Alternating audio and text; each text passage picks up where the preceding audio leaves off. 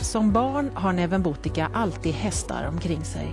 Som vuxen gör han internationell karriär inom gruvindustrin och visserligen tjänar han en förmögenhet, men livet har varit en tung resa. När hans mamma drabbas av cancer köper han sin första häst och ger den till henne. My mother passed away like 12, would have been, I think it's 12 years ago now, but that horse actually got her to live a little bit more, you know, because she wouldn't leave the house.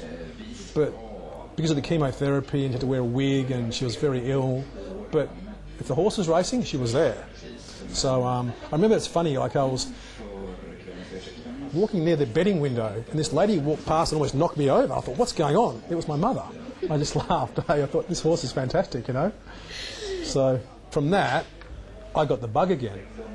And I had a business and that was very successful. And I got this passion for horses where I kept working to get more money so I could be more involved with horses. Några år senare äger han flera passgångare och har 2 segrar i Australiens största lopp, The Inter-Dominion, med Take a Moment som är hans enda travhäst. Alla hästar tränas av Tim Butt i Nya Zeeland. Och 2001, när Varenne vinner Elitloppet, så deltar också Tim Butt med Lyle Creek. Och Neven, han reser till Solvalla. After that day, I had this sort of passion that I wanted to come here with a horse of my own. So the following year, I was in New Zealand at the yearling sales, and I was in Auckland, and I was sitting on a like a viewing platform, and they were doing a parade of all the yearlings. Anyway, this horse walked past, and he caught my eye, and I just couldn't take my eyes off him. When I looked at the book, it was a trotter. It was a yearling by Sundowns out of Landora's Gift. Anyway, when I saw him, I thought, I'm going to buy him because he might take me to the elite lot. Sundowns Gift blir Nevens andra travhäst som Tim Butt tränar i Nya Zeeland. Men resultaten uteblir fullständigt. Och samtidigt drabbas Neven Botica av en mycket allvarlig sjukdom som läkarvården inte klarar av att diagnostisera. And I was being treated by doctors and I was getting worse and I was very ill to the point where I was almost dead. Anyway, I met a Chinese doctor and he basically said if I do an operation he can't help me. So I had to turn my back on Western medicine and I went into Chinese medicine to get myself better. Och då ser Neven en dokumentär på TV. Den handlar om en man som blivit dömd till ett liv i rullstol. Och det är Chris Lang. Basically it talked about an illness that he had and how he recovered. At the time I was very sick myself.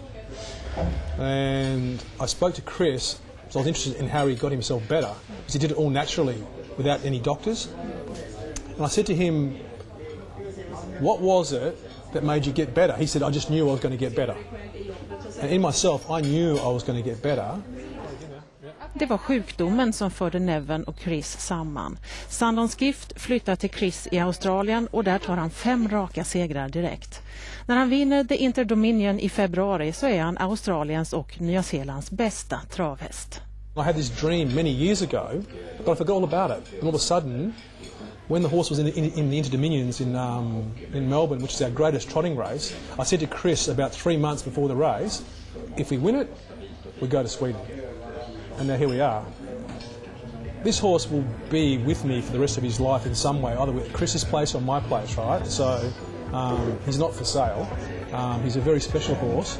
His progression has been like, it's followed my progression, you know, so and he's taking me to Sweden. I said to Chris, if the horse never wins another race, I don't care. The horse deserves to go on a European vacation with us. That's what I said to him.